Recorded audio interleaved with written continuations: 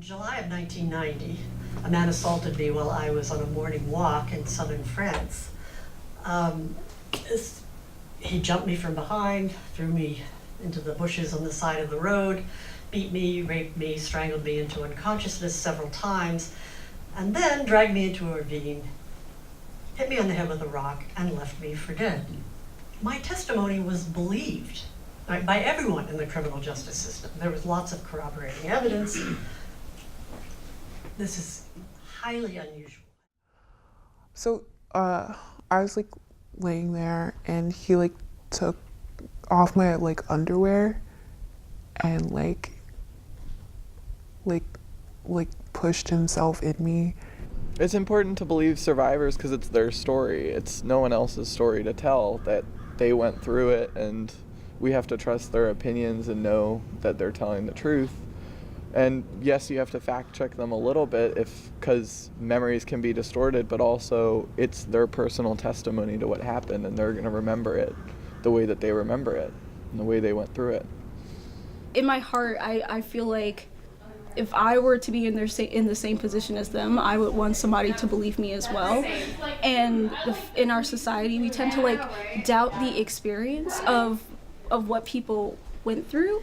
Like me in high school, I've experienced sexual harassment and all that jazz, and for somebody to tell me that they don't believe me if I were to actually express that to anybody, then I would feel some type of way. They're telling their most honest truth, and they're revealing a part of themselves with coming forward with their experiences. And if we don't believe them, then we're harming them and invalidating them and taking away from their experience and possible growth of overcoming said experience. If a resident or anyone came to me with something Title IX related, first you tell them that you're a mandatory reporter. So if you have an idea that it's going to go in that direction, you stop and be like, I'm a mandatory reporter. If you're what you're about to tell me is any of these things, I need to report it. And if you're not comfortable with that, you give them a list of other confidential resources they can use.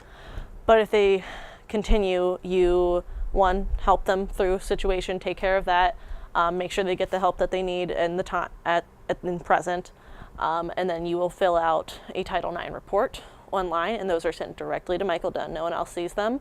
Once we're there, the first thing we have to do when we get there is assess if the individual needs immediate medical attention. If not, we proceed with a checklist that we have designed specifically for the response to sexual assault.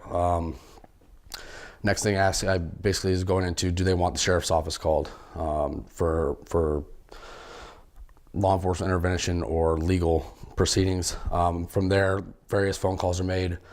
One to the director, who's going to establish if a timely warning is needed to be put out if there's an ongoing direct threat to the individual or to the campus community as a whole. From there, it gets directed over to the dean of students, and they figure that out if they want to put out the timing warning. From there, it's pushed on to the Title IX coordinator, Michael Dunn, for investigation and adjudication after that point. When we get a report, the first thing that I do is reach out to the student involved and invite them to meet with me. I send them resource information and direct them towards confidential options, and invite them to meet with me. And I tell them that if they'd rather meet with one of my female colleagues, we can do that, and that they're welcome to bring an advisor or a friend with them to our meeting. When I first meet with a student to discuss a situation like this, in that first conversation, my goals are to get a sense of what's happening to the extent that the student wants to share what's happening, and to relay information to the student so that they can decide if they'd like to seek law enforcement support, if they'd like to seek medical attention, that the college can help them do those things. We also talk about whether a student would like to pursue a Title IX investigation or not. And there are many cases where a student will decide that they don't want to go through a Title IX process for whatever reason.